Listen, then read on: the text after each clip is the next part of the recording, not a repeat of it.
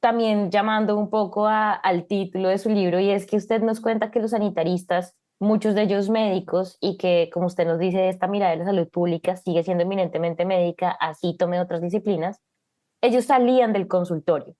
Entonces quería que habláramos un poquito, y es que en este nuevo contexto, en esta nueva coyuntura de la salud pública, de esta nueva escuela, de esta cooperación internacional tan importante que es en esta coyuntura, ¿quién era el médico o quiénes eran los sanitaristas? ¿Quiénes debían ser? ¿Cuáles son esas características que usted pudo armar de pronto de estos nuevos sanitaristas que se formaron y qué era lo que tenían que salir a hacer ya después de la escuela? Bien, perfecto. Es muy interesante esto porque en 1961, fines de 1961, se forma la Asociación Argentina de Salud Pública, que es formada por los mismos médicos que estaban en esta escuela, ¿sí? Los mismos, más otros médicos del resto del país.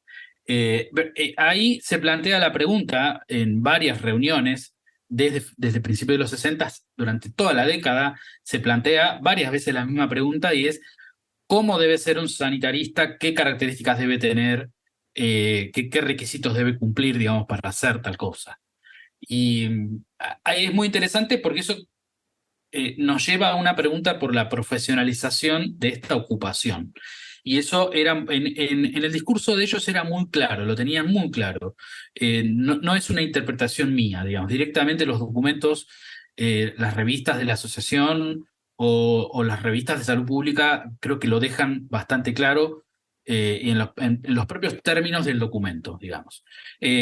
Para ser sanitarista se necesita estudiar salud pública y se necesita hacer, digamos, una capacitación, una formación en investigación en salud pública. Es necesario ir a la escuela de salud pública, sea la que se acababa de fundar en la Universidad de Buenos Aires o cualquier otra en el resto del continente, pero es necesario una formación específica. Eso es un primer requisito, en el sentido de que no se puede seguir improvisando, ¿no? Ese es el discurso, no se puede seguir improvisando en salud pública. Es necesario profesionalizar la mirada, los conceptos, ¿no? Estas revistas están llenas de glosarios, es impresionante. Hay también libros publicados de glosarios de salud pública, donde es necesario, además, digamos, homogeneizar un lenguaje, ¿no? Tener formación específica, homogeneizar un lenguaje, y quizás lo tercero que aparece mucho, digamos, en esta literatura, es esta idea de que es necesario tomar a la salud pública como una ocupación de tiempo completo. Es decir, uno no puede ser sanitarista en sus ratos libres. Estos médicos, estas médicas, eso lo tenían muy claro y trataban de que su nuevo rol fuese respetado como un rol profesional específico, ¿sí? Institucionalizado, que se los reconociera incluso en el Estado, en la gestión pública, en el empleo estatal, digamos, se reconociera que estaban ejerciendo una función profesional. Y a la inversa, diría yo, que aquellas personas que estaban ejerciendo ese tipo de cargos de planificación de la salud, de administración de hospitales, administración de programas públicos, y no tenían una formación específica, digamos, fueran denunciados o señalados como improvisados, digamos. Hay una persona muy importante en estos años que es David Seblever, que fue el primer director de la Escuela de Salud Pública.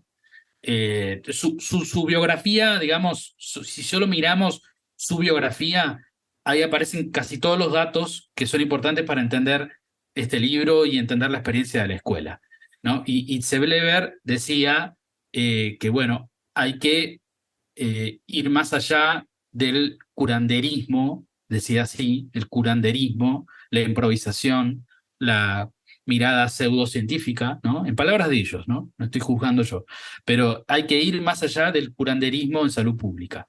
Y para eso hay que ser profesionales y hay que, bueno, estudiar en una escuela, etcétera.